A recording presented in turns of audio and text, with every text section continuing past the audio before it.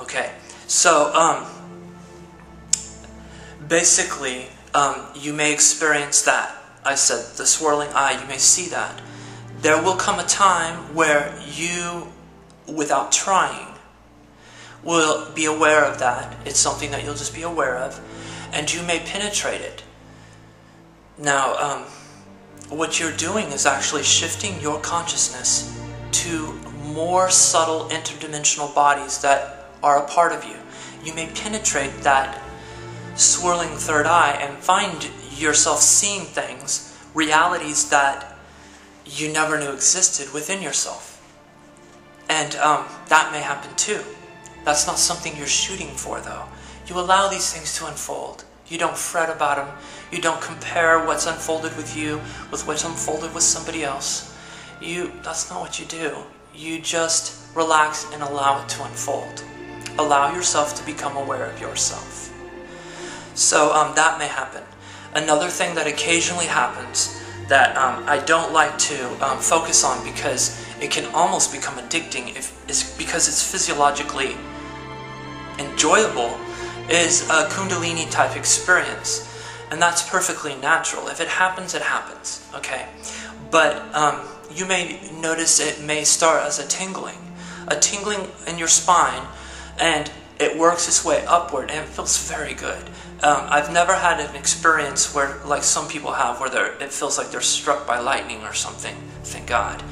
But I think those people were trying to have it. So see, you don't want to try for something.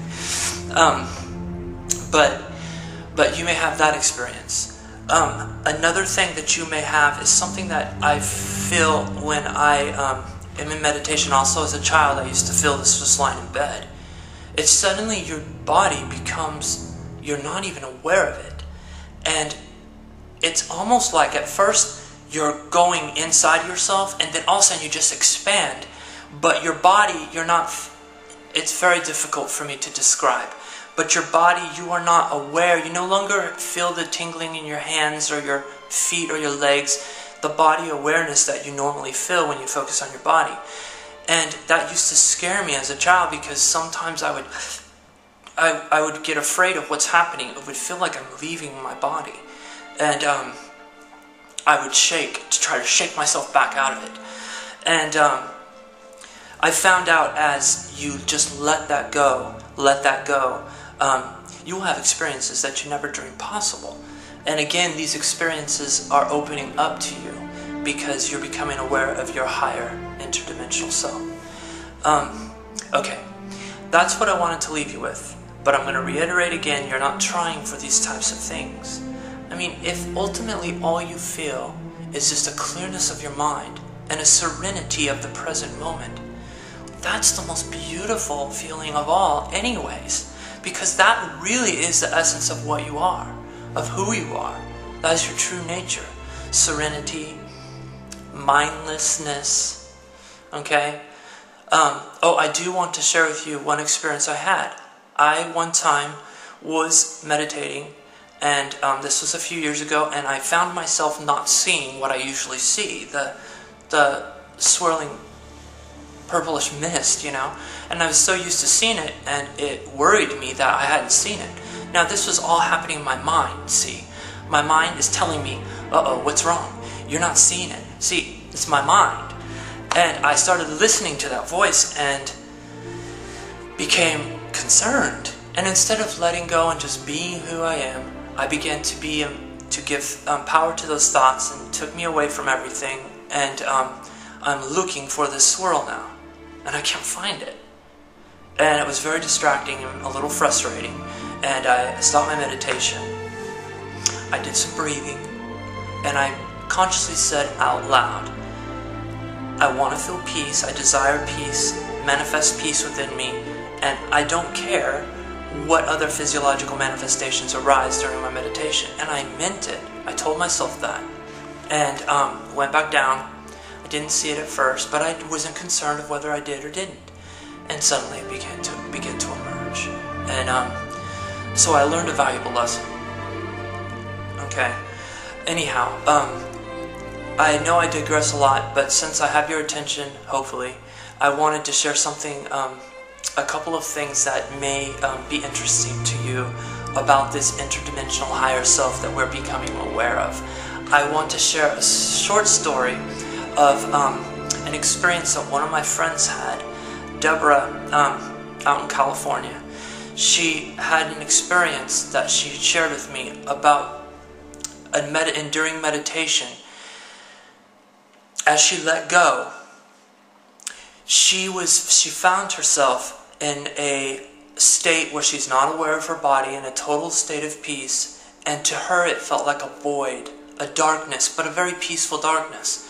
And she said what began to emerge around her were these fragments of, the best way she could describe it, were broken fragments of mirrors all around her. And she said they stretched out infinitely, it seemed. These broken fragments, and here she was, not in an embodied form, but just a point of consciousness, fully aware of itself and fully aware of these fragments all around her within this void. And she said she became acutely aware also that within each of these fragments of mirror, there were like moving two-dimensional, crystal clear, I guess we'd say high definition movies taking place in each one of these. And she knew intuitively, without anything or anyone or any higher intelligence telling her this, that each one of those pieces of mirror were a part of her soul, a life or an experience that her higher self has experienced. And I just thought that was beautiful. She told me that she focused on one fragment of the mirror, and as soon as she gave that fragment of mirror her full attention, that she was drawn into it, and she went directly into it and found herself encompassed in a three-dimensional reality of that reflection. And she said she saw herself stepping out of a carriage in one lifetime.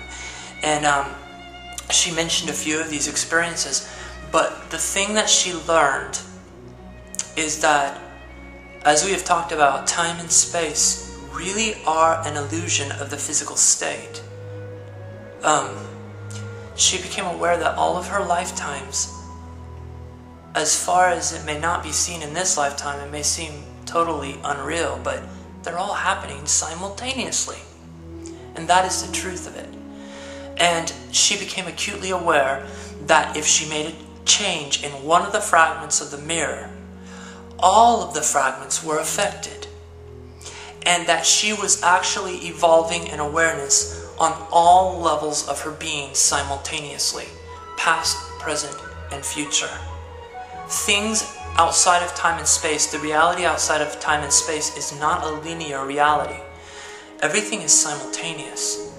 And she could tell that the decisions and choices that she was making in one lifetime were even affecting her personality in past lifetimes, which is, fascinating to consider, but it is. And that's what I was trying to tell you earlier about any type of higher experiences that emerge within you through becoming aware of your true self beyond time and space will be carried with you into other incarnations of your soul, because you are evolving at all levels simultaneously. Okay, I've said enough, but I hope something of what I said has helped you. I love you. Bye-bye.